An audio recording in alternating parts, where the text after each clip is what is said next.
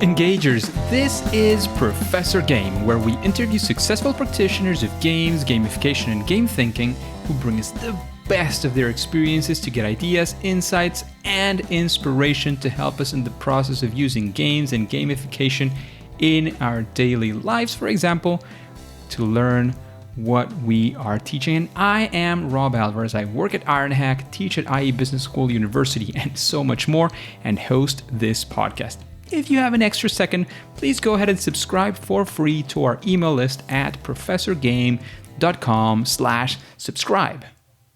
Hey Engagers, welcome back to another episode of the Professor Game podcast. And we have today Mathew with us. But Mathew, before we take off, are you prepared to engage? All set. Game on.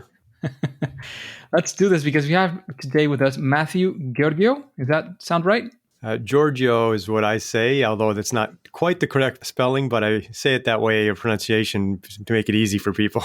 Fantastic. So Georghiou is an engineer, inventor, designer, writer, and entrepreneur. He's a creator of GoVenture, which is one of the original and most widely used series of educational games and simulations in the world. His educational programs have reached millions of people around the world through thousands of schools, nonprofits, government agencies, and Fortune 500 companies. And he's also the founder of several companies, author of 2 books, and recently launched the world's first and only fully games-based training that offers a faster and more inspiring alternative to college business school. So Mathew, is there anything we're missing from that intro that you'd like to highlight? That was pretty thorough. Thank you. Amazing. So Mathew, what does a regular day with you look like? We want to sort of be in your shoes for a bit and understand, what does this whole thing feel like? Yeah, sure. So I'm a late person. I'm usually up 1 or 2 a.m. working, designing something. So I'm usually in bed until about 9-ish, try to get to work by 10:30. I go right to work. I don't, no coffee, no breakfast, no nothing. Go get right to work, start checking my emails. I've been spending a fair bit of time on LinkedIn these days and sharing a lot of my experience there. So I'll check LinkedIn, maybe post something. I've got a newsletter I'll write a little bit about. I like writing early in the morning. I find if I have to do some writing, my mind is more clear early in the morning. I'll review our customer support tickets. So I review all the customer support that comes in because that helps me really understand areas that we may be able to improve, whether it's in our communications with our customers or design of our products. And then I work on so many different things, like so many projects from our games and simulations to other resources to my other businesses. So I'm reviewing information coming from our project management system. So in order to manage all this, of course, we have to have some really good systems. So I review questions coming in from my team regarding designs. I might have to clarify specifications or testing that I have to do, reviews I have to do. And then I'll, work on things like marketing literature, marketing videos, review financials, do payroll for our company. Of course, I've got people who do all the heavy lifting in those areas, but I still have to sign off and review certain things at times. Do a lot of micro reading. I stopped reading full books years ago, even though I still write some books myself, but I find most books to be an inefficient way to learn. So I'm doing a lot of micro reading online. So it's in a lot of things, literally hundreds of different tasks every day. I'll stop there because you're probably getting tired listening to it. That sounds amazing and very varied as well. I'm curious now, what do you mean by micro reading? When I used to read traditional conventional books, they'd all be nonfiction because I like reading about real world things that I can apply in my daily life. And so I would read business books, and most business books, they have a couple of really cool ideas, but they're kind of stretched out into 200, 300 pages. And I just find that to be a very inefficient way to learn. So by micro reading, I basically follow my interests, whatever that interest is that day. So if I'm designing a particular game or simulation, there's something I want to learn more about, like, what was the economic performance of the automotive industry in the 1980s? So I'll go and research that for a little bit. And doing that, I might discover something else, another path that I might follow.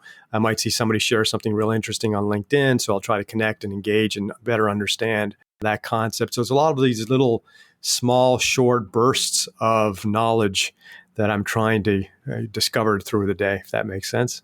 Amazing. Plenty of stuff, plenty of information there. And one of the questions about reading books, maybe towards the end, we'll see what we get to when we get there, right? For sure. So, after all this time, Mathew, doing all these things in simulations and games-based learning, We would like to have you, give you this question that we give all our guests, especially at the start, because, it kicks off the conversation in a very nice way. And it's all about failure. I mean, and again, with all this time, all this experience you've had, I'm sure there's been a lot of success, but there's also been those times when you went north and things went south. Can you speak to us about a time when you had what you might call your favorite fail or first attempt in learning? Certainly lots of failures. I also have this term called micro failures where we as entrepreneurs fail every day, many, many times a day. And ultimately, hopefully that helps us succeed. I've had a lot of business failure challenges, whether it's products that weren't marketed as well as we could have and didn't get as much traction, or I've had my main business almost acquired twice by two public companies that went bankrupt before the deals closed. So I've had lots of those business challenges. In terms of learning, I think one simple example, or learning, developing educational games, one simple example is I designed a board game about 15 years ago almost now. It teaches entrepreneurship and accounting. And I designed the game in such a way that was very unconventional at that time. Because at that time, most board games were very Opoly style, like Monopoly style, where you follow a path, roll some dice, do what it says on the square. And I used a very different approach, a very experiential learning approach. And I wrote the instructions for the game, and I tried to keep them as brief as possible. But what I discovered over time was that people were not following the rules properly. They were misunderstanding how to play the game. And I realized the reason that happened was because of the preconceived notions that my players had of how games work. Well, in a game, I'm supposed to roll the dice, and it's my turn, and I move my pawn, and then it's your turn, and you move your pawn, and that's not how I designed the game. And I realized that the instructions I had written, I was trying to keep them brief, but they were just too brief, and I really need to elaborate. And the easiest solution, of course, was to then develop a video. Although at the time when I first designed the game, having video tutorials was not very common, and YouTube was just starting up at that time. But that's just a simple example of not really thinking through what the potential pitfalls are of your players and the preconceived ideas they may have going into an experience and how you have to overcome that. Yeah, it's a way of, I've been a lot more into design thinking lately, so that's the kind of thing of, really getting in and sitting next to your user and understanding what is the problem going on there. In this case, it's our player, right? And Yes. and that's something that you see more and more in board games nowadays, right? And Yes. this happens to me with my wife, especially. She's very smart in that sense. I like to sort of sit down and read the rules and all of that in a board game. She goes like, that sounds very complicated. How about we kick off YouTube and see somebody playing and understand how it goes, right? Yes. I'm the same. I'll go right to the video before I'll go to the rules. I like to go to the rules if you have to clarify something, but I find the video is easier to follow for me. So there you go. It's it's about starting where you have to start and seeing what works best for you. And that's a big difference that you have between video games and board games, right? That in video games it's easy to give you an onboarding experience without having to read anything. I mean, there's sort of no need for an alternative. You don't have to go to Twitch and see, how's this guy or this girl playing this game so that I can know how to play it. You just start playing and that's it. You perk out your style or whatever you want. In the case of board games, it's slightly different because you have the pieces, but you don't have to know already how they move. Not necessarily, right? You're right. With a video game, you have the ability to build progression directly in the experience. So you don't need anybody to review anything prior to playing the game. But with a board game, there has to be some explanation. You can't get around it. And the challenge with board games too is, the more deep you want the experience to be, the more rules you have to create and the more reading or video watching your players have to do it. It's a real challenge to develop a well-balanced board game. Exactly. So thanks for that experience. And, especially the way that you went about the solution, I think is key here. And engagers definitely pay attention to that detail. If you want to go back a few minutes and, understand it better, how he realized that this was happening and looked for a solution to solve that exact problem and how, went about it. Then it's about getting creative, of course, and how are you going to solve the problem? But really identifying what the problem is, I would say is 2/3 of the way, You're if right. not more, right? Yeah. Clearly understanding what the problem you're trying to solve is the first step in solving it properly. Absolutely. Absolutely. So Mathew, let's turn that around and actually look at one of those times where you can say it's actually more of a proud moment. One of the things that you said, I have to solve this using games-based learning or one of these solutions, and it came out with a fantastic result. Again, the first try or the nth try, it doesn't matter.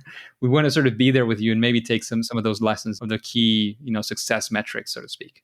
Sure. If you don't mind, I think I have a couple of examples I can share there. In terms of the biggest challenges that we face and solve are ones that our users or players will never see.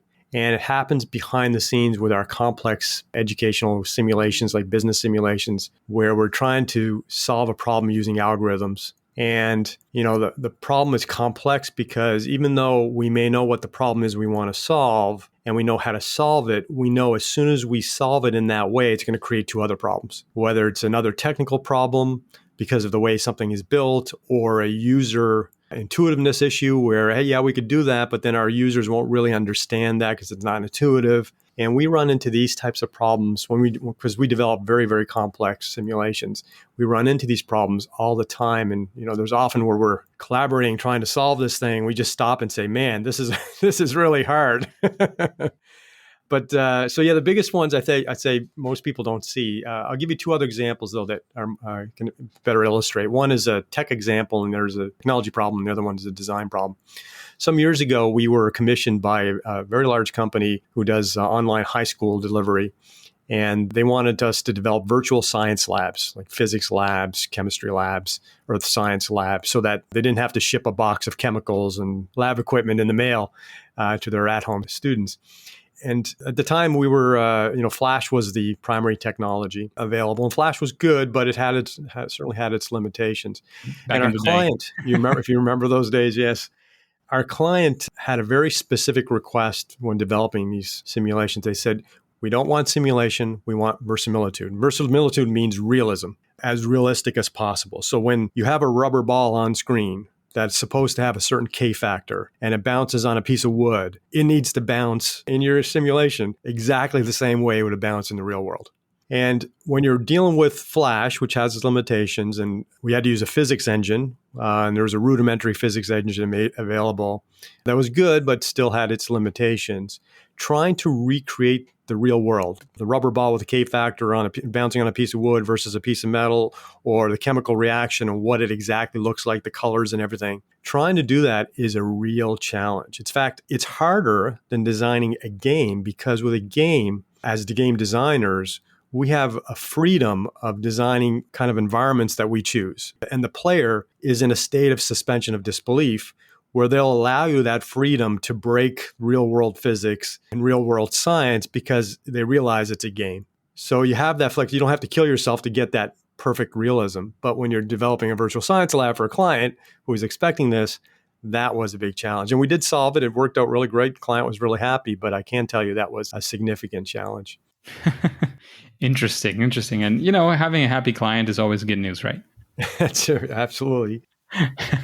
The other example I have is a design one. So also many years ago, we were commissioned by another company that was working on international development work in Nigeria to help Nigerian farmers. So there's a lot of farmers in Nigeria. Many of them live on a subsistence level. In other words, they're just barely surviving with their farming. And it was recognized by these development groups that if these farmers could be somewhat trained a little bit better to make slightly better decisions, slightly better business decisions like managing their money, slightly better farming decisions like, if you're farming this type of seed, using 2 boxes of fertilizer is really good. If you use 1 box or 1 bag, you're wasting your money. Little things like that. If they could impart that knowledge to these farmers, they would grow beyond subsistence and actually start making a more beneficial living for them and their families. And they came to us because we're experts in experiential learning, game-based learning. And I had proposed a board game. And it was, and again, this is probably 10, 15 years ago. It was, received with some doubt and skeptic, like, we're going to get Nigerian farmers playing board games? Like, this doesn't really sound like it could work.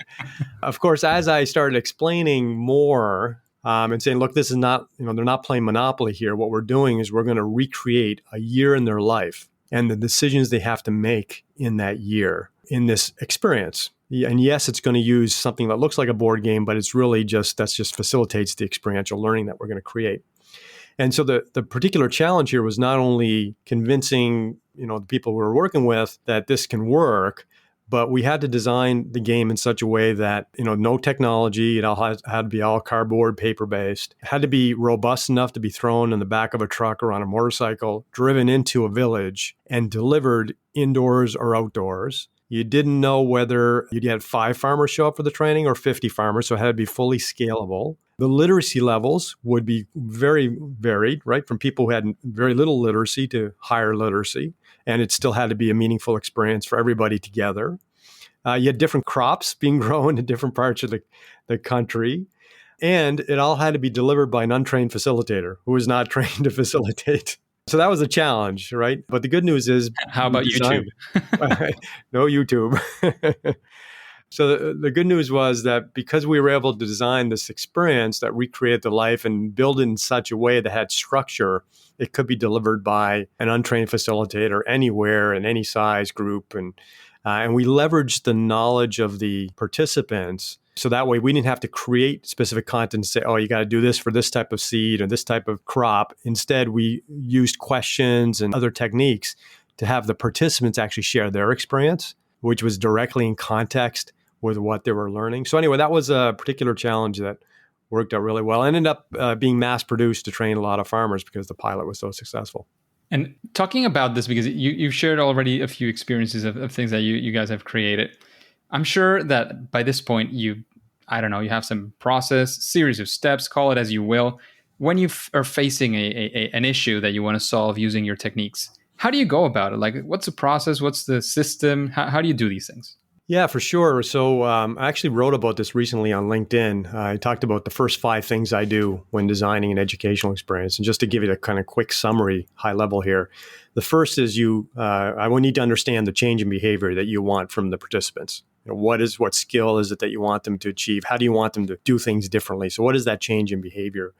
And then I have to understand the learner profile. So, age, cultural representation, any preconceived notions about the way the world works, any intrinsic or extrinsic motivation that they have to learn this skill. So I have to understand the learner profile. I have to understand how much time do we have to deliver this learning for the participant. And the time, by the way, is one of the most misunderstood, I think, elements of designing educational games and simulations. But understanding how much time you have, because you have a limited amount of time to deliver certain learning outcomes. And then the fourth step is understanding kind of the effort, the skills, and the budget. So, yes, this is how much time we have. This is what we need to accomplish. How much effort is this going to take? What kind of skills of the people we need to build this? What kind of budget do we have available, whether it's us internally building it ourselves or for our client to work on this? And then the fifth stage is choosing the actual learning method. So I design everything like videos, board games, card games, activities, massively multiplayer worlds. And so once I understand those first 4 things, the next is, well, what's the best delivery method?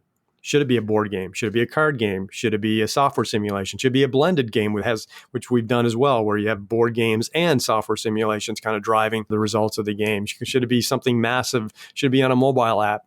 So understanding, what's the best learning delivery method. So that's kind of the 5-step approach: change in behavior, learner profile, time, effort / skill / budget, and then the learning method. And then after that, you start building it. So I hope that makes sense. That makes sense, definitely. And with that information, is there once again, like you go through all of these things, all these different, information collection things, then you have all of this. Now you start designing. Again, do you use some list of game mechanics? Is it just what comes to your mind? Are there any secrets that we can know about how you do this? I'm not sure if there's secrets, but just a lot of experience, thinking about these things and building them over time. So, you kind of have to think about what is the environment you want to put the player in. So let's say we decide it's going to be a board game or a card game or software simulation or something like that. What is the environment? What are the things we want the person to do that we feel will achieve the learning objective? And do they have to do it on a repetitive basis, like some type of rote experience as well? So it's really trying to understand what are those activities, what is the context. And so we tend to design things that are based on real world. So if I want to teach you how to run a business, I'm going to teach you how to run a real business, like a Starbucks, a McDonald's, and that kind of actual business. I'm not going to put you in space selling, space goggles to aliens. I could do that, and that could still be fun. In some cases, that might make sense. But we tend to lean more towards realism rather than using metaphors. Although, again, I totally acknowledge metaphors can be great, and I have used metaphors In fact, I'm working on a game right now where I'm trying to decide what that metaphor is. It's a kind of a board game where you chase people around. So should it be car chase? Should it be a chase in space? Should it be a Western? So we kind of think about what those metaphors or what that realism should be and how well that would resonate with the participants and how well it would achieve that objective. So I think that's a big part of the design process. And then once you figure that out, then you kind of have to start building it. So you start storyboarding it. I like to sketch things out on paper or on my tablet. I have a remarkable tablet, which I really like sketching things out on and just working through things in my mind. And then eventually you get to a more formal storyboard and a specification that your team can build from. Sounds amazing. A lot of key insights there. Thanks for that, Matthew. Definitely lots of, the experience that you've gained throughout the years on how to do these things. And sometimes, for experts like yourself who's been doing this for a long time, it's like, yeah, but that's that's kind of obvious sometimes. And it's not. You'll see, from and I'm sure you have already seen from when other people hear this and say, oh, this here and that there. It's like, yeah, there's a lot of insights to be gained. And that's why we talk to and we listen to experts and people who've been doing this, especially if there's been a good level of success, like in your case, Matthew. And we definitely have to, pay good attention, lend our ears and say, okay, let me see what's up here. What can I gain in the best of senses out of this experience from another person? And that's exactly what we're doing here once again. Just a quick break before we continue. Are you enjoying this podcast? If you're listening through a podcasting app, please subscribe and rate us on the app. This will be of great help to reach more engagers so we can change the world together through gamification. So Matthew, again, with all of that experience that you've been offering us today, is there some form of, I don't know, I don't like to call it a silver bullet, but maybe a best practice? One of those things that you say, well, you think about your solution this way or that way, or you do this thing or that thing, your solution will be, I don't know if, the best one ever, but at least better than it would be if you don't consider it. It's interesting. I thought about writing a book over the years about how to design games and simulations, particularly educational products. So that's kind of my focus. And I never did it because it's just too complicated. And I think what you're doing with your podcast, I have a newsletter that I'm trying to do something similar, is actually sharing these experiences and design approaches is actually a better way to do it because there is no perfect path to designing these things. A lot of it comes from, learning from others, but then also doing yourself. So a couple of things that I've noticed in terms of making things better, game-based solutions, is I think time. I mentioned this a little bit earlier, that time is such an important factor in educational products because when somebody's adopting an educational brand, you're usually doing it with a facilitator or trainer. Obviously, there's self-directed products as well and experiences, but even those have a time constraint. So you have to achieve a certain learning objective within a period of time. Unlike an entertainment game, whereas when I design an entertainment game, my objective is to get you playing as much as I can. Right? I want you to have as much fun as possible, and I want you to keep playing it. Time is not an issue, other than I want you to play more, not less. Education's the opposite. So if you're trying to get a high school teacher or a university professor to adopt your resource in their curriculum, they're going to say, look, my course is 40 hours and I got 10 hours that I could use your resource for, or 5 hours or 2 hours. And your resource has to achieve a specific meaningful objective within that time frame, because otherwise they can't use it because they've got 100 other things that they have to accomplish in their job. And I find that that's where a lot of educational products fall down, is that they either take too long and are unrealistic in their time requirements, or they don't accomplish enough learning outcomes. So if I'm a trainer or instructor and I have 100 learning outcomes I have to achieve with my participants, but your product is only achieving 2 of them or 3 of them, how can I justify using it? As great as your product might be, as amazing as my participants may love your product, if I can only accomplish 3 out of the 100, how am I going to make this work? So I think time is one of those big ones. Another one is, and I actually just wrote about this in my newsletter, is rote learning. So rote learning means repetition. And we all learn, the alphabet and mathematical addition, subtraction, multiplication using rote learning. And rote learning is seen negatively in education in a lot of ways, but I believe it's a very powerful tool when it's used well. And entertainment games use rote learning well because, we talked about progression earlier. You start with minimum challenge in your progression. and you gain some skills, and then the game throws something harder at you. Not too hard, hard enough that you're probably going to fail the first few times, but not too hard that's going to overwhelm you. And you get better and you accomplish that and you keep moving forward. And you're doing a lot of that through rote learning. Now in games, sometimes it's called grinding, and grinding is not great. So there's kind of this fine line between learning something meaningful and then just grinding for the sake of grinding. But I find rote learning is incredibly important. Even if you look at a lot of corporate environments where they use role playing, for sales tactics or marketing tactics or HR learning, they'll do a couple of role playing exercises and they're really great. But if you're only doing a couple of these things, it's not building your muscle memory in your brain. So you're never going to remember it when you need to remember it. And rote learning helps build that muscle memory in our brain. I don't think it's used effectively enough in a lot of educational products. And then the last thing I'll mention is better graphics. We could always create better graphics in educational products. Challenge is budget.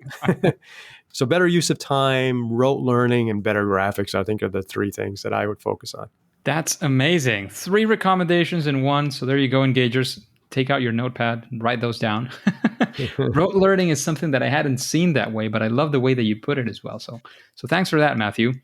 And again, in the region or the realm of recommendations, and this might be a difficult one because of our earlier conversation, is there a book that you would recommend the engagers to read, perhaps to get better at this? And again, it could be a book directly explaining, games-based learning, or something to get inspiration from, whatever that could be. Up to you, of course. Sure. I don't know of a book that captures everything that would help, but that's why I actually started a newsletter recently, which is accessible from my website and on LinkedIn, where I'm sharing each of these individual experiences that I've gone through over the last 20 years building products and trying to illustrate what I was thinking, how I did it, to help others who may be building educational resources. It doesn't necessarily mean you have to build a game or simulation, but even if you're just working in the education industry and you're creating educational resource, my hope is that my newsletter, some issue of that newsletter, and everything's pretty short, you can read it all within a few minutes, just gives you some idea or some inspiration. Oh, I saw this mechanic used here, and maybe I can use it in the way I do. So I think things that are provided in more bite-sized suggestions, like a newsletter, like your podcast, I think that's a much more effective way to kind of gain this experience. Amazing. So for reading, we have the newsletter of Mathew. I'll link that on the show notes. Definitely engagers, if you want to look for that, type Mathew. You'll probably find a couple more Mathews from past guests, but you'll only find one, Georghiou? Georghiou, that's right. Georghiou, there you go. And you'll definitely find him there. This should be episode 251 or something along those lines. We'll see at the end, but you'll be able to find it there. And you'll find all of the notes, all of the links that you have there. You'll find to his website, to the newsletter on his website, and so on. So Mathew, keeping up with those recommendations, is there somebody like listening to these questions? Would you say like there's somebody that came to your mind and saying, oh, this person might be interesting, or I'd like to hear this person answering these questions on Professor Game? You know what I'd like to see, Rob, is I'd like to see more interviews of educators who decided to use an educational game or simulation and had an aha moment with their students where they're like, wow, this works. Because a lot of us talking about it, I think will convince some people that, this is a transformative experience. But hearing from other peers who've already done it and telling you how easy it was to do it, hopefully, they'll say it was easy integration. That's where I'd love to hear more of these. And because I also like to help understand how they think, right? Like, why did you choose to use a simulation for the first time? What made you not do it? The more I can understand how an educator decides to use a game, that's would be super powerful for me. Sounds amazing. And if you have any ideas of somebody that has had one of those with one of your games, perhaps now or in the future, just let us know. Oh, awesome. I do, and I'm happy to do so. Fantastic. So Mathew, finishing or perhaps wrapping up with the kind of recommendations and things that people would like to know. Oh, well, actually, let's go for your superpower first. What would you say is your superpower, that thing that you do better than most other people, especially in this realm, of course? I think it's being able to visualize the entire solution that has to be built from end to end, because I started my background is in programming, engineering. So I know how everything is built, but I'm also very interested in design, and I have a design business as well. And so I understand how the design and the graphics are built. So I understand every element of it, from the algorithm development to the programming to the graphic design to the educational outcomes that we have to achieve, that I'm able to design things really, really quickly. And I'm able to see the pitfalls of where the risks are of building something, where we can cut corners. So if the budget is tight, here's where we can cut a corner without actually compromising the outcome of the learning objective. So I think it's that ability to see everything and ability to make decisions really, really quickly. Whereas in many other instances where I've worked on other products with other companies and things like that, there's constant meetings and, everybody kind of has their own expertise and everybody's trying to convince everybody else of what to do, and things take forever and cost, 5 times more than they should cost. And I think that's really my superpower. Amazing. Very good superpower to have, definitely. And now for the difficult question. What would you say, Mathew, is your favorite game? Yeah, that's a tough one. In terms of broadly games, it's actually the sport of basketball, I have to say, even though that's not quite the kind of games we're talking about. But that's the one thing I've been playing all my life and helped pay my way through school. So I definitely think basketball. But if I look at other types of games, I don't have a favorite one, but I can kind of give you some ones that I remember fondly or give me some inspiration, if that makes sense. Before you get into that, which definitely welcome, basketball is a game, and I've had this as well. Some clients say, the things I don't like games, and you look at you're in their office and you see they have, some basketball things or some football things. Like, oh, really? But do you like football or basketball? Oh, yeah, of course I love it. So you like the game of football, the game of, oh, okay, now I see where you're getting. Yes, you're exactly right. Yes. Go ahead. Yeah, sure. So, in terms of nostalgia, Space Invaders is my nostalgia game. I had the first edition on my Atari way back when, and then, when they hit the arcades, that would be the kind of first one. So that's a nostalgia one for me. These days, games like Zelda, play FIFA soccer. I really like that. My son and I play that a lot, but I really appreciate the depth of something like Zelda. In word games, Wordle, I was hooked on Wordle there for a month or two, just like the rest of the world was hooked on it. VR, I've got a Quest, the original Quest VR, games like Super Hot, I think was pretty interesting and unique. Drop Dead is kind of a zombie shooter game that I've played a bit. Beat Saber was a music game that I think is pretty popular. In terms of board games, I like Settlers of Catan. I haven't played in a long time, but I liked that it kind of ushered in a new way of thinking about board games, back in early 2000s. So I like the idea of Settlers and just opening up the minds of how board games could work. I like Love Letters, if you've heard of Love Letters, because of I like the simplicity of like a game that has 15 cards. So I think it's 15 or 16 cards, and that's it. So I like that simplicity, especially when I have kids. And one of my kids has special needs, so we can't play 2 games that are too complex. So I like games that you can just pick up and play right away really easily. So Love Letters kind of meets that simplicity.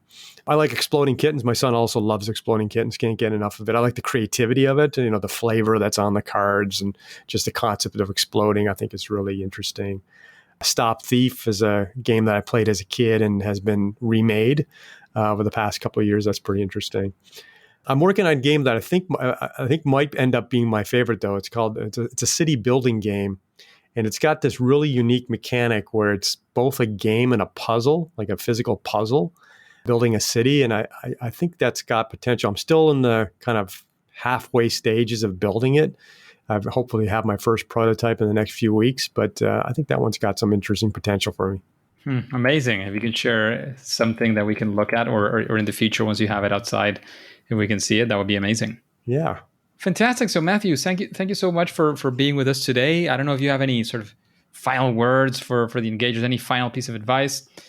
If not, after that, give us where we can find out more about you, about the work that you're doing, you and your company, before, of course, we say that it's game over. Awesome. Well, my advice is to play more games. Don't have to be complex games. It could just be simple games, because playing them gives you these aha moments of different mechanics.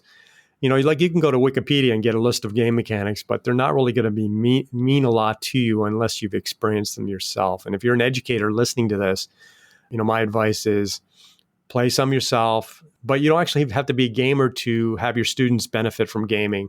You don't have to know anything about gaming. If you pick the right products that are designed for use in that type of environment, you'll have an amazing transformative experience.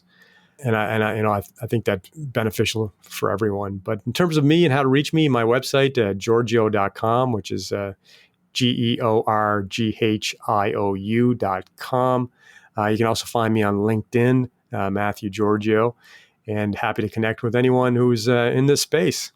Amazing, amazing. Thank you so much again for sharing your experience, your insights, your knowledge, and all of the above with the Engagers. However, as you know, Engagers, and as you know now, Mathew, for now, and at least for today, it is time to say that it's game over. Engagers, it is fantastic to have you around, and thank you for listening to the Professor Game podcast. And if you want more interviews with incredible guests like Mathew, then go to professorgame.com/subscribe and get started on our email list for free. We will be in contact and you'll be the first to know of any opportunities that we might have for you. And remember, before you go on to your next mission, remember to follow, subscribe, whatever that looks like on your favorite podcast app. Do it because it's for free, and listen to the next episode of Professor Game. See you there.